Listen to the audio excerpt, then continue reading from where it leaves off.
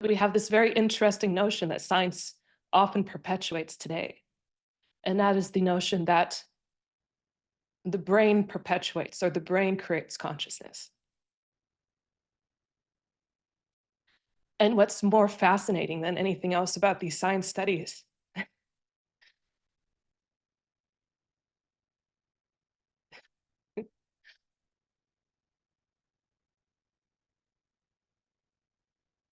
is that they single-handedly prove that consciousness creates the mind,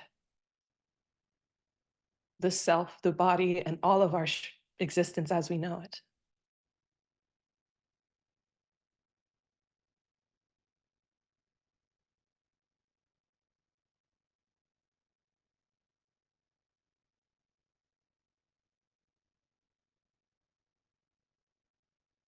If you look at some of the science behind deep states of mental peace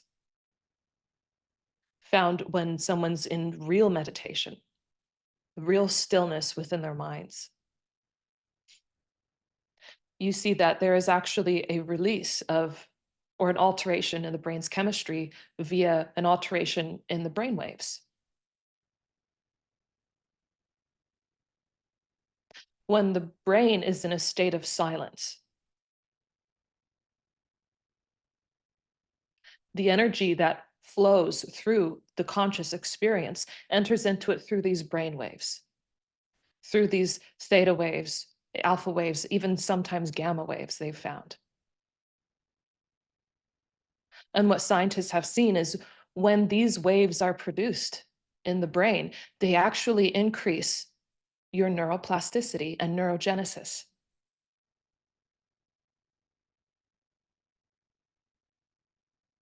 Meaning your mind goes through a process in which all of its circuitry, all of the neurotransmitters, everything involved in what makes you, you.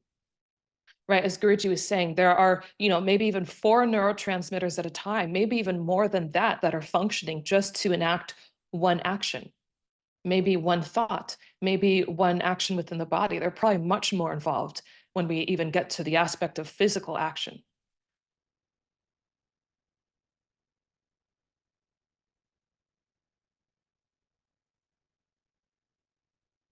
But when we enter this state of pure silence, stillness in mind,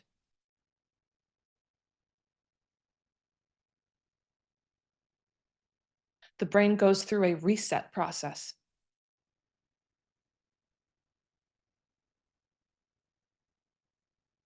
in which all of the different parts of the brain begin to recalibrate themselves.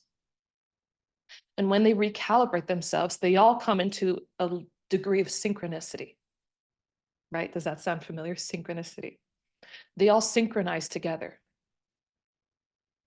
They all start communicating with each other again. And then when you experience, because when you're entering into true meditation, you can experience wonderful experiences, like an incredible peace, an incredible happiness or joy, ecstasy.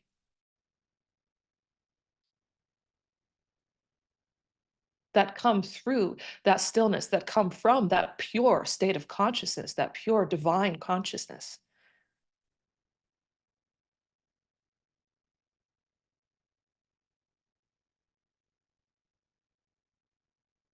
And as a result, these feelings that come from your soul, when you finally connect to your soul, they actually alter the neurotransmitter activity.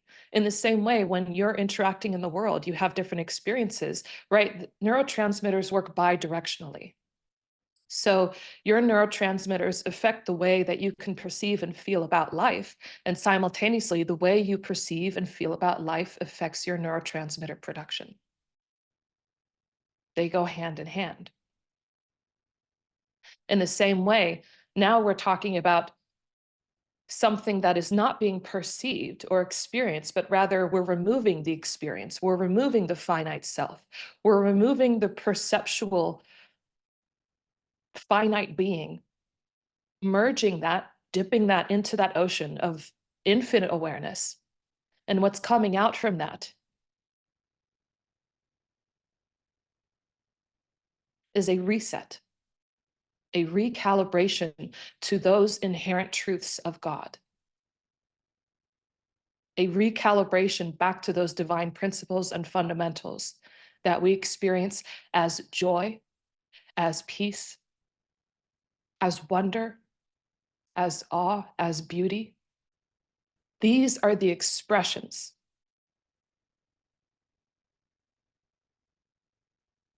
of the Dharma, of the ultimate reality.